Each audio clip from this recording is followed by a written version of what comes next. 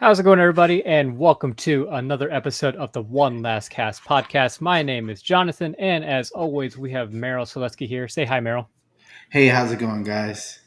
You look absolutely sunburnt right now, and I'm sure that's been fishing related, probably. If you haven't been following along, Merrill has been on the Tarpon bite. But before we get into that, let's give a shout out to our sponsors, Knock and Tail Lures. Michael has been he's the knock and tail shrimp has finally been released. They're in your favorite retail stores here in the Texas coast. Go and check those out. I know some of the stores are having a hard time keeping them in stock because they're so great. And of course, our favorite soft plastics, the knock and tail lures. So if you're looking for some, go to knockandtaillures.com or find them at your some of your favorite fishing retailers. Also, Dirty South Kayak Anglers fishing Facebook group dedicated to anglers up and down the Texas coast. Search up DSKA or Dirty South Kayak Anglers on Facebook to find that and join up. Also, 4A Printing. Aaron has been providing us with some great merch. So if you're looking for towels, buffs, or anything like that, he can hook you up. Aaron, I haven't talked to you in a while. Need to say hi and check up on you. But he's a great guy, and if you're looking for something like that, reach out to him and look up 4A Printing on Facebook. And also Brittany Solesky, Merrill's lovely wife. If you're looking for real estate here in Houston, and Corpus. Is that right? You guys doing Corpus too? Yeah, we do some in Corpus, but mainly in Oh, Houston. Yeah. okay. Yeah. So if you're looking for any real estate, residential, commercial here in Houston or maybe Corpus, uh, reach out to her, Brittany Seletsky at gmail.com or 281-740-0498. All right. I know we've been teasing on the Tarpon bite, but before we get into that, before we get into all the good stuff, let's before the show, he was like, "Oh yeah, we had a trip before the Tarpon." Merrill and I, and also Jay, kind of went out there, and it was actually a very interesting day, very frustrating day for me. But however, I know that Jay and also Merrill took it in stride, and they had a pretty good day out there. Why don't you set the scene for us in our last fishing trip that we had? Okay, all right. That's so we all decided to meet up for Jonathan's birthday, and we all decided, hey, this is the spot we all fish. We all know pretty well.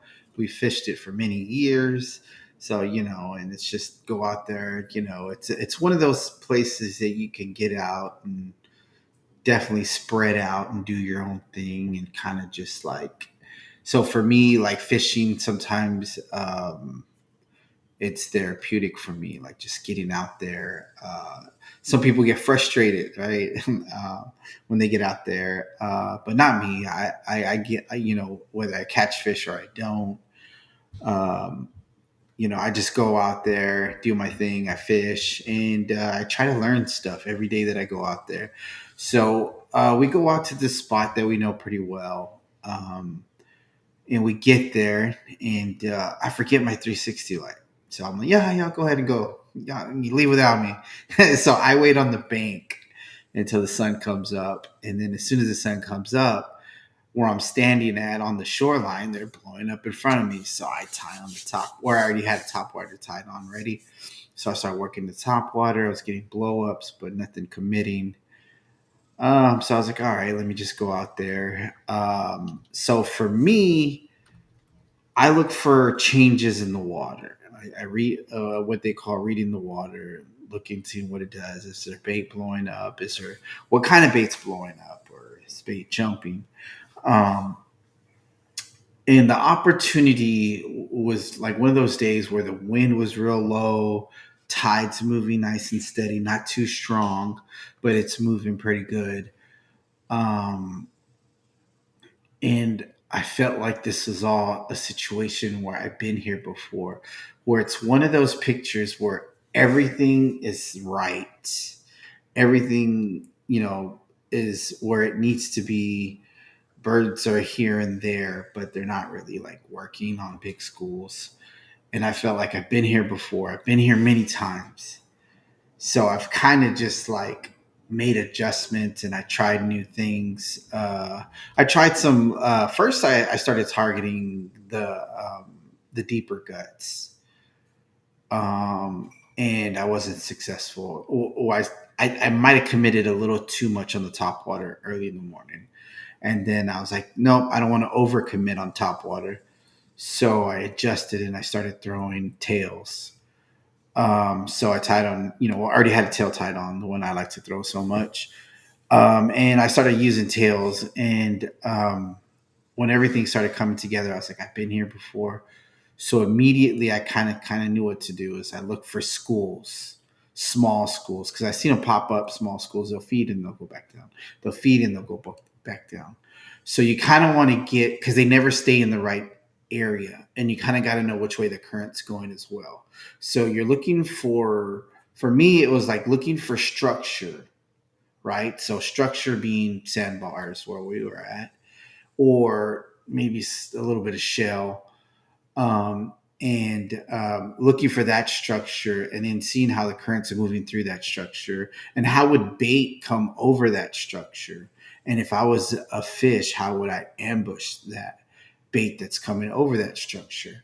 So instead of just blind casting a million times, um, I I just looked for small schools, because I've been in a situation on the same shoreline where I called it bus stop fishing, where you try to find them here and there. And I've been on this same exact situation where I caught squat, maybe like a rat red or something, and it was just a tough day. And the next day was, or next time that happened, I remember I made adjustments to like finding these small schools, because I'd see the small schools, they'll pop up and they'll go down, they'll pop up and they'll go down.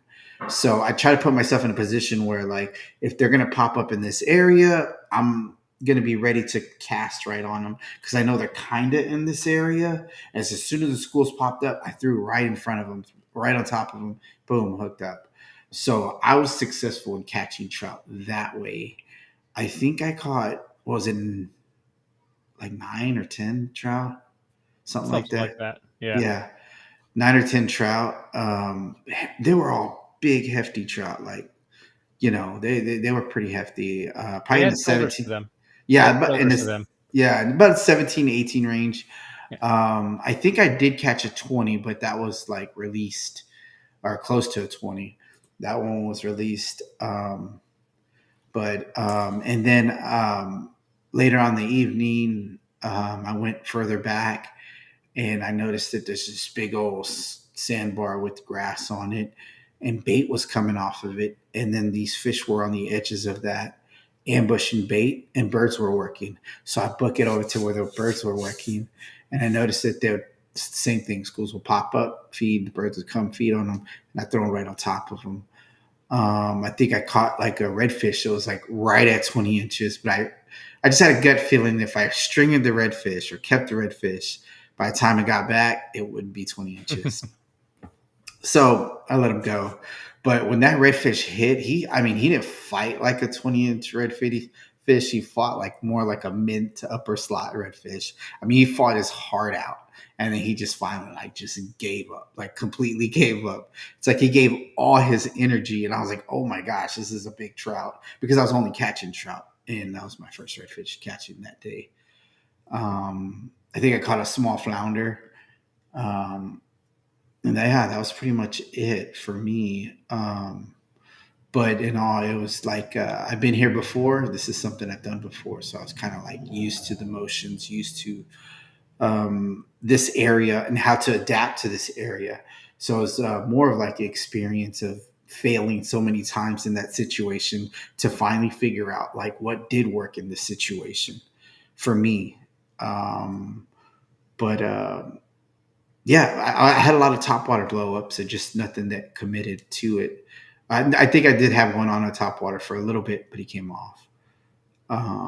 So I wouldn't really count that as on, because it was one of those like the line went tight and then immediately head shake and it came off. So it Yeah. was like wasn't even like, but mainly like tails did it for me. Throwing on top of feeding schools, small schools, because they weren't in a big school, right? Yeah. So how did it work out for you? Yeah, it was a tough day for me. So like you said, this is an area that we've all of us have fished before. Um, and I haven't actually fished there this year yet. This is my first time this year being over there. and I just uh, I just had to dig back into like my memory and my journal and say like this is where this is where they should be.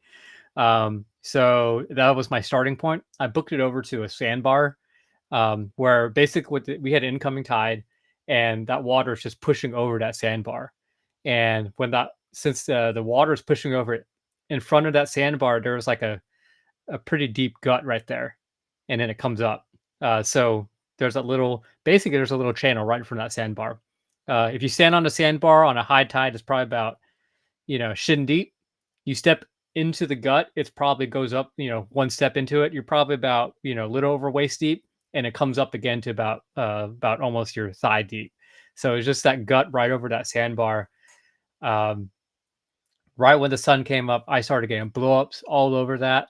The tide was moving a little bit quicker where I was, and I think because it was moving so quickly that they would get two blowups and then that'd be it. Like they would move on, or the bait would be out of their strike zone. And I kept working on it because I really want to get a topwater trout. Working and working, and finally the bite just kind of died. Uh, and in my experience, even when the bite dies, the fish obviously they're still there. They're still going to be around that drop off, around that gut.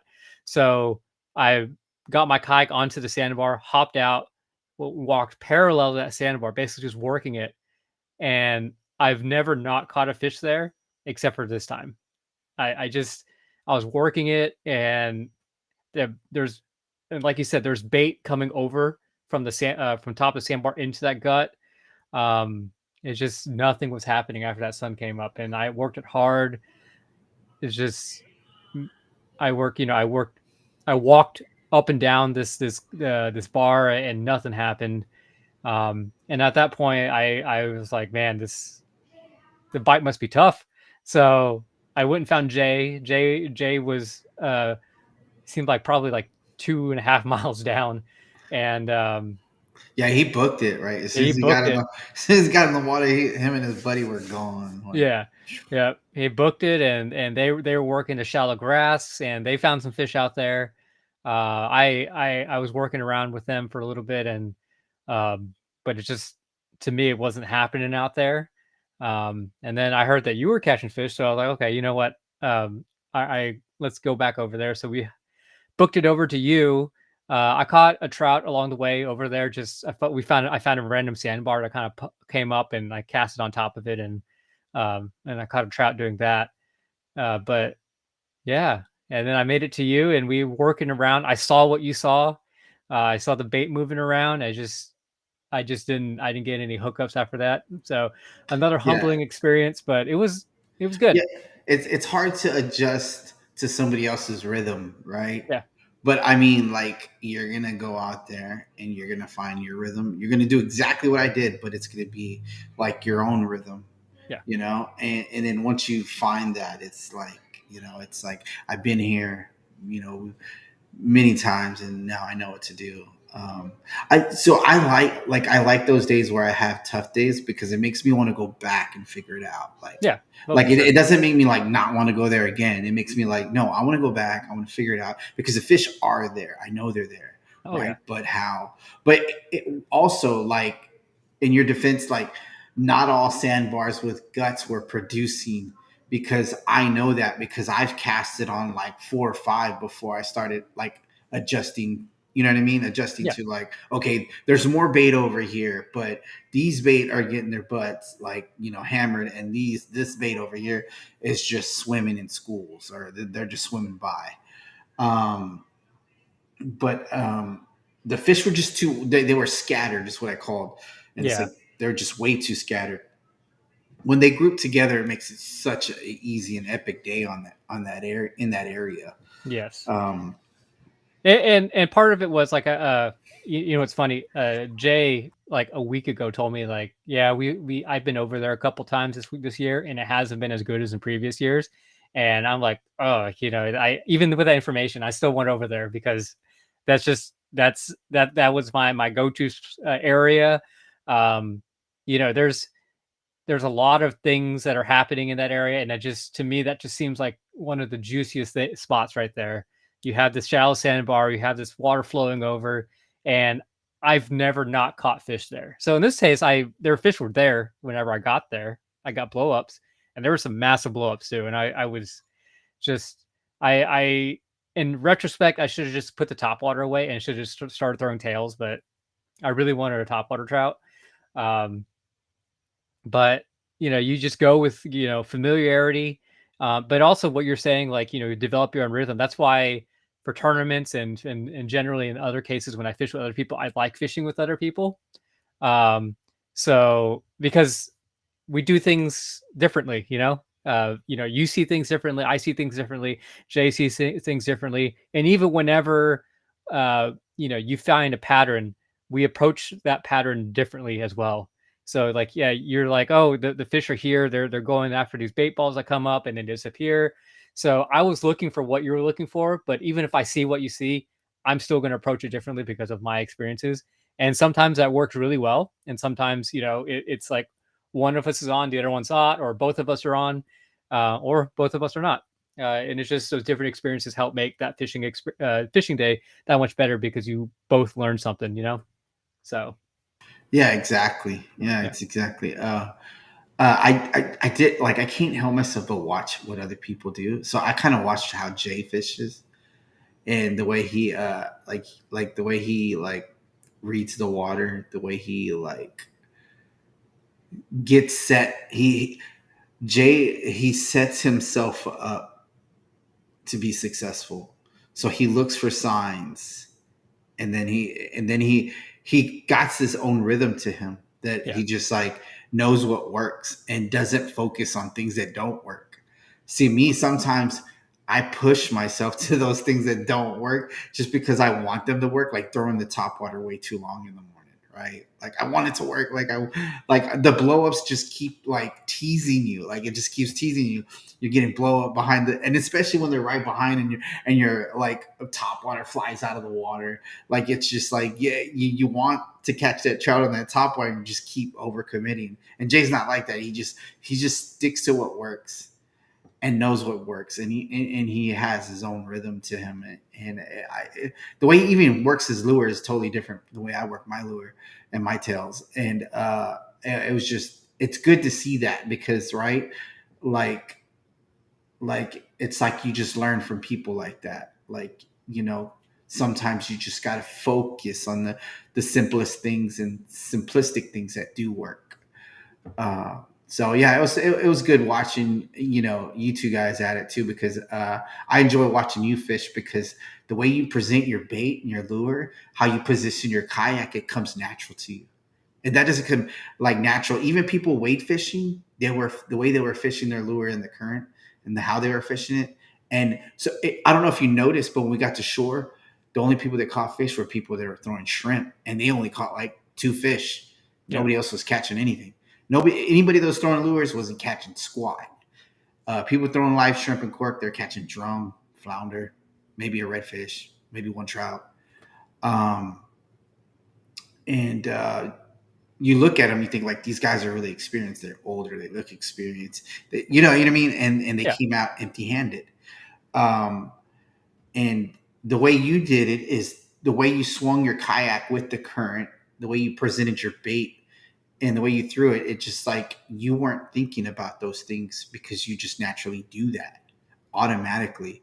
And um like, it might not look like I'm watching or I'm looking, but I really am, right? So I like it just felt really like home out there, just being around yeah, people. Being because I think when I was guiding for like full time, like heavily, um you have to show people these things, and sometimes you get in the nature of like telling people, hey, this is how you have to do things, like this will help you, right? This will help you catch more fish if you just turn your kayak with the current this way, and you throw this way, and you cast this way. So your line doesn't go underneath your kayak, right? Or you're casting and you're working your bait in a way that goes with the current, so that you can get more strike. Certain things you Yeah. do, but fishing with people, you ain't got to sit there and say nothing, and they just naturally do their things and Yep. watch how they do their things. It's pretty comforting, and it just feels like you could focus more on yourself, and just Yeah. do Yeah. your own thing, But And that was the purpose of this trip. It's just really to get out there yeah, and yeah, yeah. it was for me. It was a good day. Yeah. I was smiling the whole day, just because, Yeah. and it wasn't even like an epic day of fishing. It was just that I just went out there and just like focused on something else, and focused on the fish, and then finally figured out what worked for me and stuck to it, and was pretty successful. Yeah. Um, but anyways, Well, so let's. I know we talked about this topic a little too long, longer than I probably yeah, like. yeah, no, it's fine. We'll get into the meat of this. What probably everybody on the stream wants to hear. Which, by the way, we are live every other Tuesday, or we try to be. You can find us at facebook.com/1 less cast podcast. You can also find us at onelesscastpodcast.com. Have some blogs up in there, some information. All of our episodes, or most of our episodes, are on there. A little bit behind uploading those onto the our website, but yeah, we're on all of your favorite platforms, so go check us out. But yeah, so yeah. Also, another thing, if you want to go search up, Merriel Solesky, add him as a friend on Facebook, and you can kind of follow along on his fishing trips. If you were following along, you would have seen recently that he had a pretty epic day on targeting tarpon. Also, if you want to follow me, just Jonathan Wall, you can find on me on Facebook too. But Merrill was out there and he got on. What was your final count? You were it was like 4 of 7 or something like that, or It should have been 5 for 7, and I'll tell yeah. you. I'll explain why it should have been 5 for 7. Yeah. Um, So let's set the stage because you know people don't typically think of whenever they think of tarpon they think of like Florida or something like that. They don't really typically think of Texas. I know back in like the 70s and 80s, there was something called like the Tarpon Alley over here around like Galveston and down the Texas coast. Tarpon isn't really that sought after now, even though they are here. So kind of set the stage for assume that we don't know anything about tarpon and how you approached it and what ended up happening on your trip. yeah. So why don't I explain the journey of how I started targeting tarpon in a kayak? So, you know, I have friends that love fishing for tarpon, and he was like, "Merrill, get a key pool and this and that." Because what I used to love doing before that was catching big trout, like big, 28 plus inch trout was like my goal. And I used to do that a lot. And then my buddies were like, man, you need to come offshore, catch these other fish. So my buddy Victor took me offshore and showed me the ways on how to sail a tandem island and a venture island, which soon led to going offshore and then catching tarpon. My buddy Mark Baker actually, me and him went out looking for them.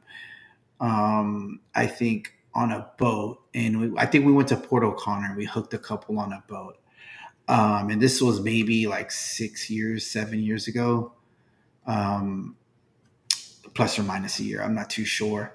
And then I've booked a couple other guides like Chris Jamel, Real Rush Charters.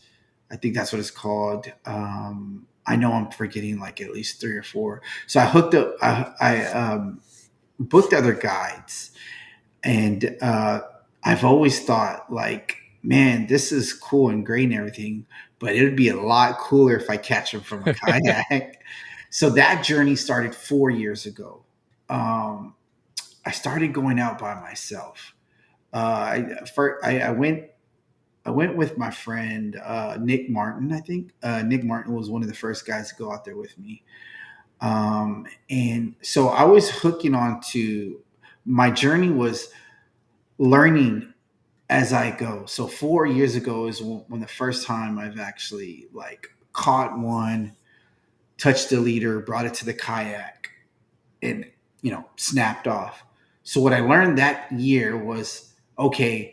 My issue that I had was I was catching the tarpon and I was getting right on top of them and they'd come up, jump, and they're so close to the kayak and they were still full of energy and I'm trying to grab them and they're just shaking off and they just still have all my energy. So I was like, okay, I need to wear them down a little bit before I bring them to the kayak, right? I need to get them tired and then bring them to the kayak. Because when you're on a boat, you can bring them in hot and they kind of give up and they come in, but you could still bring them in kind of hot. And then you grip it or you secure it some way and you can take a picture because it's different from a boat. Like a boat is like it's just a lot more Yeah, you got stationary. you got like a few hundred, 1,000 pounds behind you, you know, Yeah, yeah. instead So of your couple 100-pound kayak. yeah, yeah. So it was a learning journey and a learning process. And then I also noticed that I was snapping my leader line when I grabbed my leader line, and he'd be right there, and it just pop right off, and the leader line would just pop. So I was like, okay, I was fishing with 40-pound mono. Then I went to 60, and I was popping 60 line. So then I went to 80 to 100-pound mono, or mono is what I usually use for my leader line. So then I noticed that I wasn't popping it at 100, 130, 80 to 130. So depending on the leader line, and I'm using anywhere from. I had a real successful day. I think the next year, which was my third year, by using live mullet. So I would catch live mullet, like 3 or 4 of them, and that yielded like every time I used a mullet, a tarpon was on. So I was like, oh wow, like mullet works. But before mullet, I was using like coon pops. And what coon pops is a leader line that's attached to a circle hook. And on that circle hook, you got a tie wrap that attaches to a jig head. It can vary in ounces. You can go from like 1 ounce to 3 ounce to 4 ounce, whatever, depending. I'd make those adjustments on which one gets more bites. Some would argue it doesn't matter. And then you would have a paddle tail behind that. So they would be attracted to the paddle tail. They would hit the lure. They would come up shaking. The lure is gone. They'd spit it out, shoot it out, but the circle hook stays, and it sets hook in the side of the the tarpon's mouth, which they have a very unique mouth. So you got to catch it right. You have to learn how to not set the hook. There's certain things you have to learn catching tarpon. I've learned from a kayak are totally different from catching tarpon from a boat. So what applies to a boat doesn't apply to a kayak. Um, the drag that you would use on a boat is not trolling. Is not the same drag you would use trolling on a kayak. So you would have to make those adjustments as you go. Um, and then the year after that was humbling because I didn't catch squat. So, and believe it or not, that year I went out there more times than I did the first 2 years. The first year, I think I probably went out maybe 10 times, and I've caught tarpon maybe like 3 out of those 10 times. So it's very humbling. It's a very humbling thing to target for. So imagine like a 30% hookup, every time you go out. So you could go out, there's a high potential you'd go out there, try to catch them, and you won't catch nothing. You could even see them and you won't catch them. And you just got to keep learning and adjusting and stuff like that. So that that was my percentage. The next year, I saw a ton of tarpon, but then I was trying to learn locations, like where do they kind of hang out at? Why are they shallower? Or why are they further out? Or why are they doing things? Or are the ones further out different and shallower? Or so there's adjustments that had to be made for that. And so made adjustments. And then the third year was just humbling. Like I did this catch squat. So I was like 0% for catching tarpon. I don't even know if I jumped any that year, but I did book guides. So I think that year I did book a couple guides and I led some tarpon on a boat. I think so the biggest tarpon I've caught was this weekend or last Thursday. It was 180 plus pounds or around that range. I fought it for like 2 hours. And I kind of got a tore on my bicep for fighting it so long, and it Okay. dragged me around at least, I want to say, roughly around 7 miles, maybe more. But it dragged me in shallow, then took me out 5 miles, brought me over here 3 miles, came back in, and that was an epic fight. It wore me out. I didn't get the epic picture that I wanted. So one Yeah. of the things I have Like been. Go ahead. like your wife said, you need to fire the cameraman, whoever Yeah. that was. So it was one of those things where my buddy's like, I got it. I was like, yes. If you're trying to pick up a 180-pound fish, I'm not gonna argue with you. He said he got the picture. I'm gonna let it go. He didn't get the picture. I was like, oh, did a video record. But that stuff happens, right? That's Yeah. been my biggest thing, because I think I've sent several pictures of me like tarpon coming up. I think I got one on my Facebook. There's a tarpon coming up with me on a kayak. I got some footage, right? Them rolling, schooling, some where they're by the kayak, but I can't get that one picture that I want. My phone fried out Thursday, so I had epic footage of just jumping all these tarpon, and then one, along the kayak with my hand. Uh, so your iPhone's water resistant, but there's a certain level that if it gets too much water, that it just completely fries out. Yeah. And it was one of those situations where I couldn't back them up, because when it fried out, it wouldn't stay on long enough to download to my iCloud, and iCloud only goes back 24 hours to completely like um, go backed up to your iCloud. So, but I got a plan, right? I could go out there and catch him again, do it all over again. But my buddy got some footage and got, thank goodness we got some pictures and some footage of it. I got some old footage that I'm gonna probably will post up. But there's a specific picture that I want, and I will get it this year. I'm pretty confident I'll get it this year. Yeah. Um, So but so to set the stage is, we went out. We went to a promising spot that we know that holds tarpon, but we didn't know how big they are. They were huge tarpon. These tarpon were 130 plus pounders. Um, and we get out there. My buddy, we separate to try to figure out where they're at. He goes, "Hey man, I just jumped to," like, calls me on the phone. I was like, "Oh man, that's cool." He's like, "You should head my way." I was like, I kind of got a feeling about this, right? So I was like, "I'll call you back." And as soon as I hang up with him, my line goes off. He jumps, boom. So I'm not counting the ones that hit my line and run. I'm counting the ones that hit my line and they jump, they come up. Those I'm counting as my seven. That tarpon that I caught. Because some people, if their line runs, they call that as part of their count. Me, I only count the ones that jump. So I jumped that one, and I was like, man, that's weird, right? So I brought it up. My lure was still there. I was like, all right, great, cool. Put it back, trolled again. The other one goes off like immediately right after, and the hook comes out again. So I was like, all right, something's wrong here. So I checked my drag. My drag's too locked down. Back up on my drag.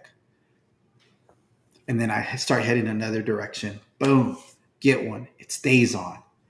My other line goes off. So I got a double. I was like, son of a gun. So this is important, right? So I don't even pay attention to this one. I got enough line on my reel that he's gonna wear himself out. Um, and this was because I made mistakes prior, right? I've made a lot of mistakes prior where I had two tarpon go off and it spooled one of my lines. So I've got a bigger rod, a bigger setup to handle this situation. So I fight this one, bring it in. The other one wraps around my drive and my rudder. So I got to deal with that, right? So I land one, boom, take my picture, let them go. I used to pull scales. I don't pull scales anymore. I think I kept like maybe 10 scales. And I was like, yeah, it's kind of stupid, right? So I just don't. I'm not saying if you keep scales, cool. Not knocking you for doing that. For me, I don't like doing it. So I get the line, I pull up my drive. Sure enough, the line's wrapped around it. Boom. Get it off my drive. It's kind of messed up. The line's trying to go tight because there's a tarpon on the other end. So I'm cutting my fingers as I'm dealing with this. Get it off. Then I fight that one, bring him in. The third one that goes off, right? So I land those two. I troll. The third one that goes off, I land him because he was on the other rod, not the line that wrapped around my drive. So I land that one. And then the fourth one that hits, the fourth one that no, I'm sorry, I mixed up. I missed two, I land three. The sixth one that hits, he's on, and he's on good. He comes up, big old tarp comes up, dancing all over. Bam, my line snaps. The line snaps on the braid, not the leader, nothing else. Figured out that's where it was wrapped around my rudder, where he was going back and forth. So that line was like rubbing against not my rudder, my drive. So there was a weak point in my braid, and those fish are 100+ pound fish. They're going to test your braid. So it snaps there. And then the last one was that 2-hour fight. So I felt like I would have laughed if my braid didn't get messed up. I would have been 5 for 7. Yeah. But that last one, it just beat me down for 2 hours, and it was a tough fight. It was a good fight. I fought one for like an hour and 45 minutes with Chris Jamel. He's a really good guide, tarpon guide. I learned some stuff from him. So I mean, not only did I learn stuff from making mistakes, but I learned from all these other guides and what they did. Big shout out to my buddy Mark. He taught me some stuff too. But the rhythm, techniques, and how I do things are kind of like a conglomerate of a lot of stuff and how I do things. So whenever you're out there, what exactly are you looking for? Like what makes a good tarpon spot? Oh man, so you'd have to just go out there and figure it out. Like they like to hang out. I'll tell you this: there's certain areas that they like to be in more than others. It reminds me of fishing Clear Lake. The secret to Clear Lake, to be successful in Clear Lake, is it's not one spot. Clear Lake's not one spot to fish. Clear Lake is a mixture of 8 to 9 different spots you need to check to figure out where they're at. So that's kind of like tarpon, right? So the secret to tarpon is they're never going to just be in one spot all the time. They move, right? Fish move, and understanding their patterns and what they do and why they're in those certain areas it's starting to come to me that like they like to hang around certain areas more than others, and those areas are areas I like to focus on fishing for them. And that's here in Galveston, believe it or not. We're catching them in Galveston. And Mark went, I forgot Mark. So Mark went 2 for 9. I think he said 2 for 8, but it was 2 for 9. He went 2 for 9 that day. So we had quite a few jumps. We had quite a few hookups. And he was toast. Like that dude was toast. Like you looked at him, he was done. I think when we came in after that fight, it was like they were still feeding. They were still rolling around us. We just reeled up our rods and like, let's just go in, dude. Like we were done. But I think, yeah, it's definitely a learning experience for sure. And that's one of those epic days where like it's probably going to be one of those days we talk about for a while because catching that mini tarpon in a day is very rare.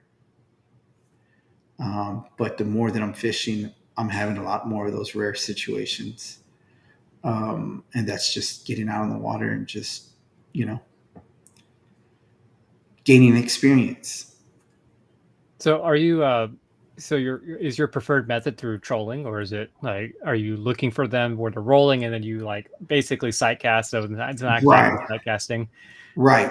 So I guess the third one that I caught, third or the big one that I caught at the end, I actually sight casted him. The 2 hour fight, the 180 pounder. That one I sight casted him. They were rolling in front of me. I threw right in front of them, and I reeled and I let it drop just for like 3 seconds. And then when I reeled it again, I felt like a thump thump, and I just let it drop. And once my line went tight, I just keep reeling. I didn't set the hook. So when he like he kind of did some move, and then he didn't even like jump that high. He just kind of came up, did a head shake, and went back down. And it was almost like he didn't know he was hooked. And so I realized I just kept. I typically wait for them to jump, and then I roll the line tight, and then I yank a couple times to make sure that the hook's in there. He wouldn't jump. So I just keeping the line tight the whole situation. I'm like, what do I do? What do I do? Do I set the hook? He's not jumping. And then finally I'm like, man, he's just these bigger tarpon, they act different than the it's weird. Like the 60 to 80 pound class tarpon they're different than the smaller ones. But like the 80 to 130 pound ones, they're kind of like the same. But once you get past the 150, it's almost like it's a different tarpon. Like it just acts totally different, even on the fight most of the time. So this tarpon just act like he wasn't hooked or he didn't know he was hooked. And I was like, man, screw it. So I just reeled down and started yanking. Once he felt that I started yanking and setting the hook, then he just came skyrocketing out of the water and just went nuts. But that was like a good like 3-4 minutes before I'm like, man, I'm just keeping the line tight. Like, does he even know he's hooked? Like, come on, jump, jump, jump, jump, waiting for him to jump, right? Being pained. And so finally I said, you know what? I don't think he knows he's hooked. So I just reel down and just lean back on it a couple times to make sure the hook's in there. And then he just comes up. So it's one of those things where you kind of set these like rules on how you would catch tarpon, and then you would have to make adjustments to the fight, right? Yeah. So things that I look for is like, is there a bait around, right? And then I just keep an eye on the water. If I see them, and what I mean by seeing them, it looks like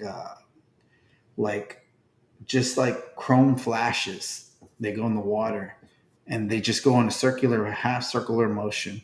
And I look for those. And if I see those, if I see them like booking it, I mean, I've caught them when they're booking it and when they're moving fast and they're going real fast. But it's hard to catch up to them, and it's hard to catch them in that situation. But if they're rolling slow, they're just moving slower. I like being around those fish better because they're just comfortable. They're not scared. You're in their environment. And I hook up in more of those situations than chasing them down when they're running, they're booking it, and they can go fast. They're faster than my kayak for sure. I mean, I think there's some people who have issues keeping up with them in their boat. Like it's just hard for them to catch them in their boat because they move that fast. But yeah, that's what I'm looking for. I'm looking for those signs. There's other small things that I look for, but it's one of those things where like you have to be on the water to experience and know what you're looking for. Like, certain kind of slicks, certain kind of blow up, certain kind of movement, those kind of things. Man, I went on forever about that, didn't I? No. It's all good information. And I'm sure that, some of the people on here on our chat are very interested to hear about this because, like I said, typically for us kayakers down here in Texas, we offshore, we go out and target cobia, kingfish, snapper, all those things. You don't really typically hear, especially kayak fishermen don't typically target tarpon. So it's just interesting to hear about this, and I'm just I'm excited to hear about it. You know, for a lot of people, tarpon's a bucket list fish, and it's the same for me. So, um, I guess like when you kind of talked about your leader lines and your braid and kind of your setup. You know, are you typically targeting them like you said with live bait, or is it the artificial paddle tail? And is it like what are you using with that? Yeah. So the last trip we went on, we didn't use any bait. I think even the year before that, I didn't use any bait either. It was the year before that I used live mullet, that I used bait. And I was like, wow, this really works. But that was in the mid season. And I was already catching them on the coon pops. So I caught them on coon pops, but the hookup ratio to each mullet that I threw out there was like 100%. Every mullet I threw yielded landing a tarpon or catching a tarpon. So I was like, man, that's pretty damn good. But the mullet had to be like right in front of him. So, um, yeah, um, Awesome. yeah. So mainly artificials. I would say 90%, 95% artificials. Coon pops is typically what I'm throwing. Yeah. Sight casting with sometimes I'll cast with I've caught them before on a regular jig head, 1 ounce jig head with the hook and like a bait attached to it, which technically isn't not technically, it's not a coon pop. It's just a bait, and I've hooked onto them that way. Yeah. And as for your like your setup, are you doing like 5,000-6,000 size reel? Kind of what are you throwing out there with the target these Look, tarpon? don't judge me, all right? I got okay for my sight casting. I got a Tranex 500. Uh, for my spin rod, I got a Stella 8,000. And I got that on a trolling it was the Therese by Shimano Yeah. trolling. I got that one. Um, and then I got the Talica 16 for my conventional. Yeah, they're not cheap, but I mean, that's what I like, right? So people spend money on other things. So I can't Spend go out there with my Corrado and No, get I'm not saying you the won't land one. Like you probably landed on an ugly stick and an old pin, right? Which I have. I landed a tarpon on a pin and my ugly stick setup. But I just the way. Okay, so the way that Stella, like the way it runs on its drag and the way it reels, for me is just so comfortable, so smooth, and the way it fights on the rod and the way the reel to line to the rod, like the way it handles. I don't think there's any other reel that beats it out there. Um, the Talica 16. I mean, the way it handles fish, it's almost like it's effortlessly for that reel. With respect to the rod, right? yeah. Um, that one I'm also throwing a really nice rod as well. I think that one's a Therese as well. I think it's the one above Therese. I forgot what it's called. I have to go look at it. But yeah, Shimano takes care of me, so they help me out through this. So Yeah. Actually, my favorite offshore rod that I've ever used was the Shimano Terramar. It was their musky rod. oh Uh, wow. but to me, it was the perfect one for like it's the good all around rod because muskies they're pretty big and powerful fish. Hmm. But those guys who throw for muskie, they throw artificials and also live bait for that. And so that rod was a good in between of like you can catch a big fish, like a big kingfish with it, but you can throw whatever you really want on it. I can deep drop with it, just bait, or I can, kind of use it as a trolling rod for lures and stuff like that. So uh, that's one of my favorite offshore rods. But I don't know how it'd hold up with a. I mean, it's caught kingfish before, so I'm assuming it'd be fine with a tarpon, even though they're completely different Uh, fish. So yeah, no, man, kingfish, kingfish can get for me. It's like the way they fight. It's just like they run. A big one, you'll get a good fight. Like I'm talking about like 30 plus pounder. But the other ones, they just run and you just reel them in. They run a little bit more, reel it in. That's it. But I mean, it is cool, right? When you're trolling and then the way they hit those lures, or if you're trolling, bait or ribbon fish or whatever you're doing. But when they hit those rods and the way they scream that reel, like, I mean, they book it, man. yeah, That's pretty cool. Uh, But no, it's a totally different No, fish. I figured. It'll Uh, break that little skippy rod and reel. yeah. So another question that I have is, whenever you're out there, are you so like for you, you have the knowledge in the area that they're typically in. So whenever you get out there, are you looking for something specific to know that they're there, or are you just going to start trolling or and start working the area? I like to see slicks. I like to see shad. Those are Okay. two things I like to see. I like to see bait. And then above all that, I like to see them. And what I mean by seeing them, that's The when they rolling. come up, when they start Yeah. rolling, right? So I've actually been in the water, been on in the water, and I see them go underneath my kayak. They never come up. Sometimes they just stay down, especially when there's a lot of boater traffic, or they've been like the weekend or something. I've been there like on the weekend and it's just being beat up the whole weekend, and then towards the end of the weekend, it's just like they don't want to come up, and you see them. Like I went over them, just literally see them go right underneath the kayak, and they'll come up, breathe real quick, and come back down. They do this weird thing. They don't always roll to breathe.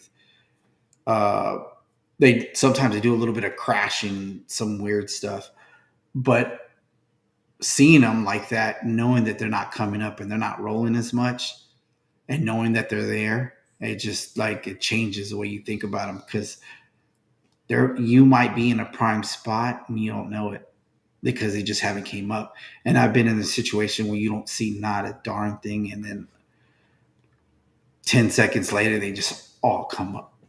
Everything they all come up, start rolling and moving, and then your rods are going off, and and that's just the nature of them. You know, they can go for a very long time without coming up for air, or if, you seeing them. But those are some of the signs that, but you look for. And being in a kayak, sometimes they swim right by you. They swim right underneath you. If you got a good pair of sunglasses, you could see them, and it's pretty cool. Awesome. So uh, again, I'm learning. This is all good stuff. Uh, I guess what are some of the big takeaways? Yeah, a lot of like for me personally, I don't go offshore anymore, um, and I have my experience with some kingfish and some cobia and stuff like that. What are some of the rules that you have, or the things that you've learned about handling or fighting big fish such as a tarpon? Whenever they're 100 plus. Patience. You got to be patient. You can't hurry them up. You can't hurry and rush them. Yeah, you just gotta play the fight. Trust your equipment, trust your knots. So the night before, make sure you got fresh leader line. Make sure your knots are good. Trust your knots. Uh, Trust everything that you have, so that when you do fight those fish, when you lose confidence, you lose fish. When you lose, when you don't have the right equipment, and you're not paying attention to those little things.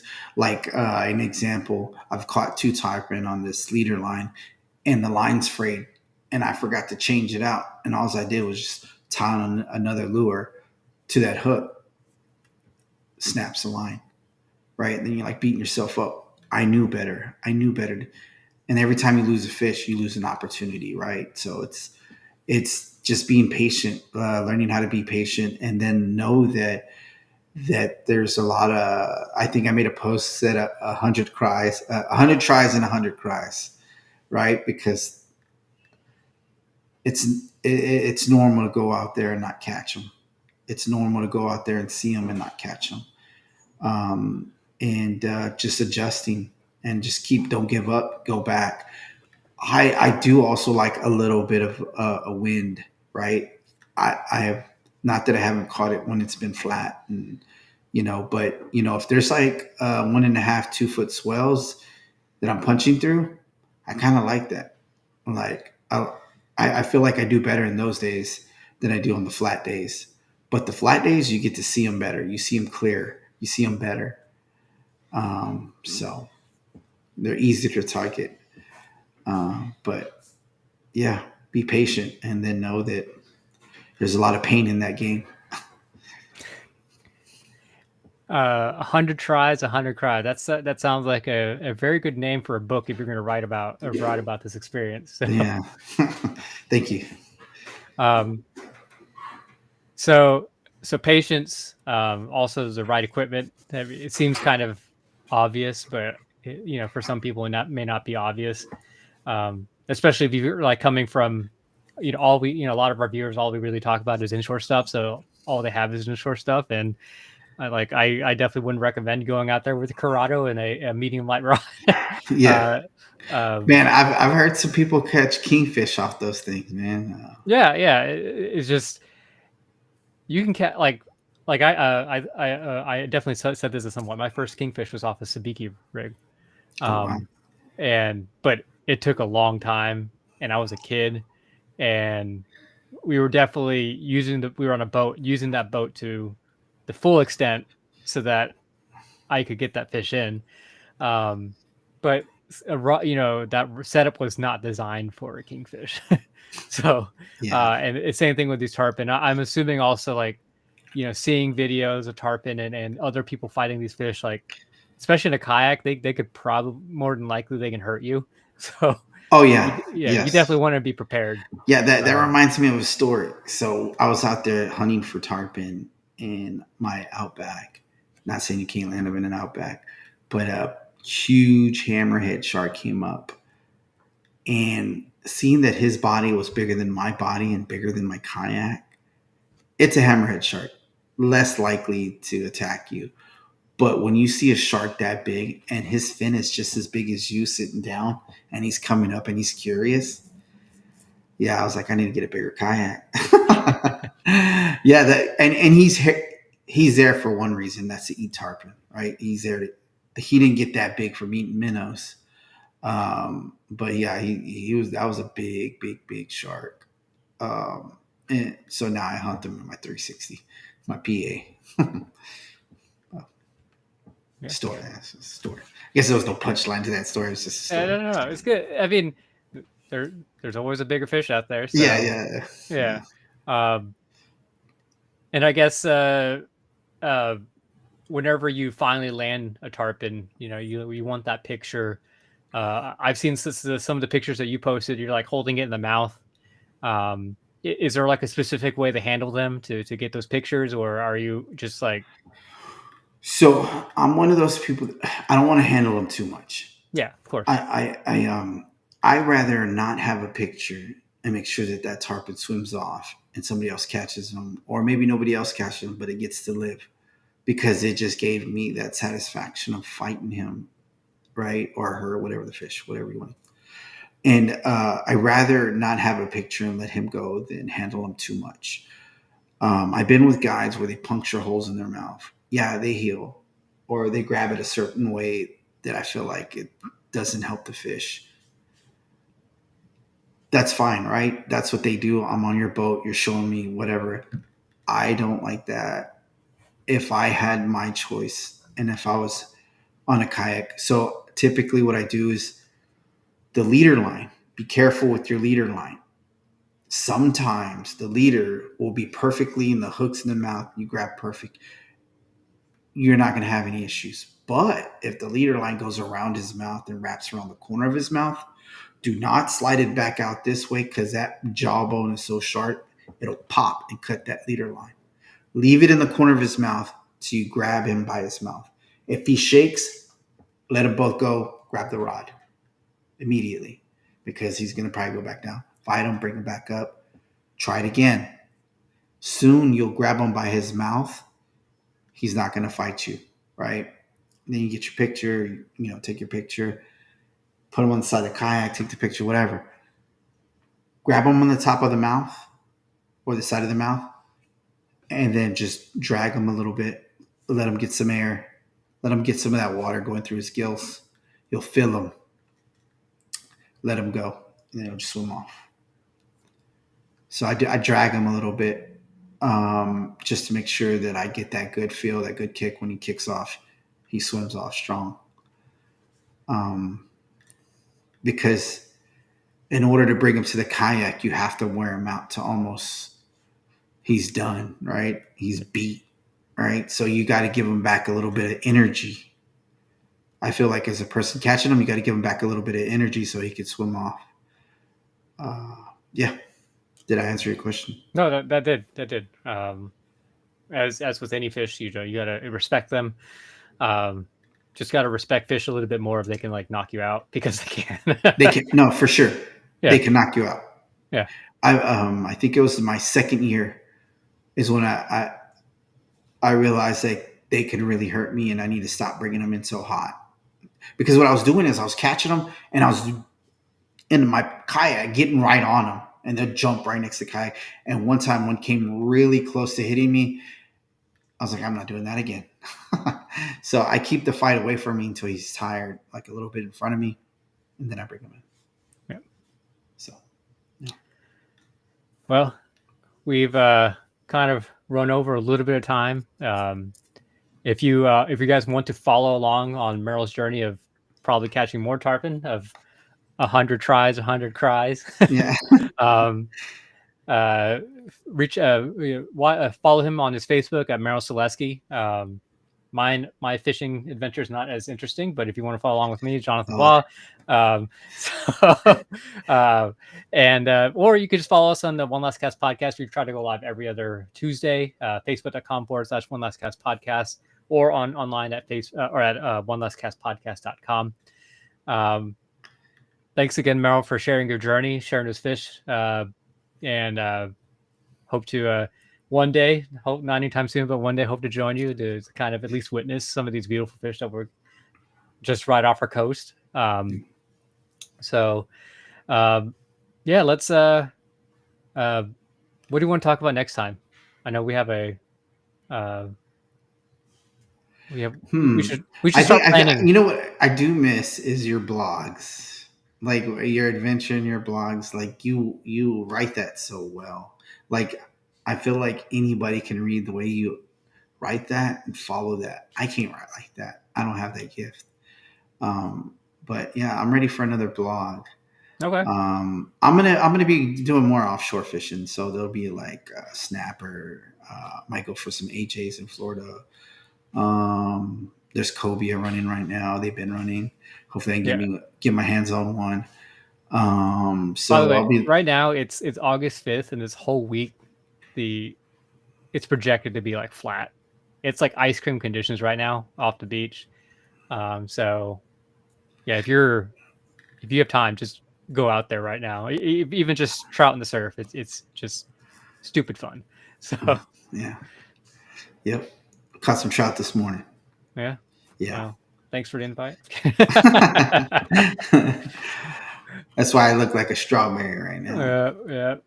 All right, guys. Thank you for listening to the One Last Cats podcast. Oh, before we go, just another shout out to our sponsors, Knocking Tail Lures. Michael has just released his Knocking Tail shrimp, the Rattling shrimp. So go and check that out at your favorite retailers. They have them available if they have them in stock. Also, Dirty South Kayak Anglers. If you're looking for a Facebook group to join, talk fishing and kayaking, search up DSKA or Dirty South Kayak Anglers. I saw Aaron on here recently. Hey, Aaron, good to see you. 4A Printing. If you're looking for buffs, towels, or anything like that, he will get you hooked up. Anything custom, search up 4A Printing on Facebook.